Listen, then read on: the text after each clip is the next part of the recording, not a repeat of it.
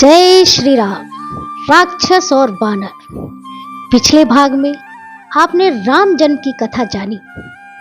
वाल्मीकि जी बताते हैं कि जहां राम जन्म के लिए पुत्र कामेष्टि यज्ञ हो रहा था, वहीं दूसरी ओर राक्षसों से त्रस्त देव, गंधर्व, ब्राह्मण सभी लोग ब्रह्मा जी के पास गए और उन्हें बताया कि राक्षस उन्हें किस प्रकार प्रताड़ित कर रहे हैं। उसमें भी एक रावण नाम का राक्षस है जो उन्हें सबसे अधिक पीड़ा दे रहा है, क्योंकि उसे अजय होने का वर प्राप्त था। उससे वायु, सूर्य, यहाँ तक समुद्र भी भय से कांपते थे। तब ब्रह्मा जी ने कहा, भले ही उसे वर प्राप्त हो, पर वह मनुष्य के हाथों ही मारा जाएगा, क्योंकि वह मनुष्य को तुच्छ समझता है। इसलिए रावण ने वर में सभी प्राणियों से अजयता मांगी, पर मनुष्य से नहीं। वह मनुष्य के हाथों मारा जाएगा। ब्रह्मा जी ने कहा, भगवान विष्णु मनुष्य के रूप में राजा दशरथ के यहाँ जन्म लेंगे। यह तो थे राक्षस। अब बानर। बानर कौन थे? क्या वह बंदर थे? नहीं। वाल्मीकि जी रामायण में स्पष्ट रूप से बताते हैं कि वह वन में विचरण करने वाले लोग थे। वह नागरी लोगों से अलग नहीं थे।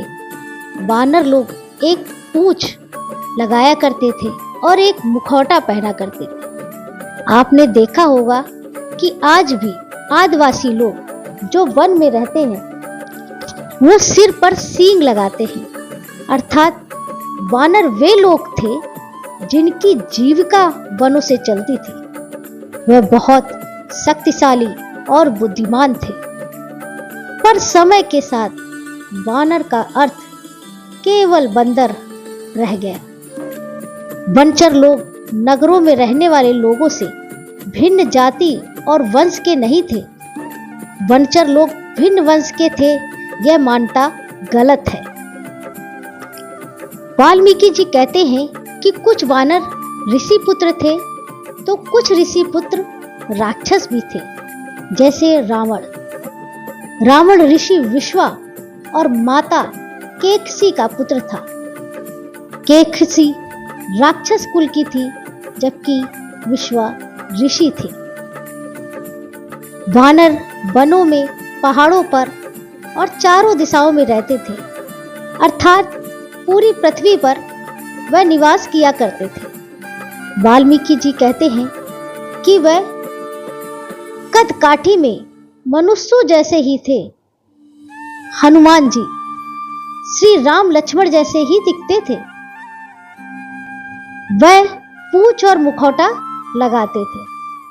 पर इसे हमारा दुर्भाग्य समझिए कि आजकल रामायण में, कार्टून में, कॉमिक्स में, सीरियल में वानरों को बंदर के रूप में ही दर्शाया जाता है।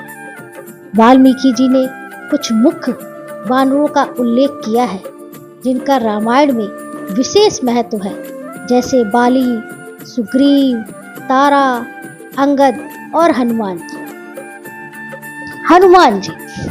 हनुमान जी की लोकप्रियता पूरे भारत में, चाहे वह हनुमान चालीसा हो या अन्य भाषाओं में हनुमान स्रोत।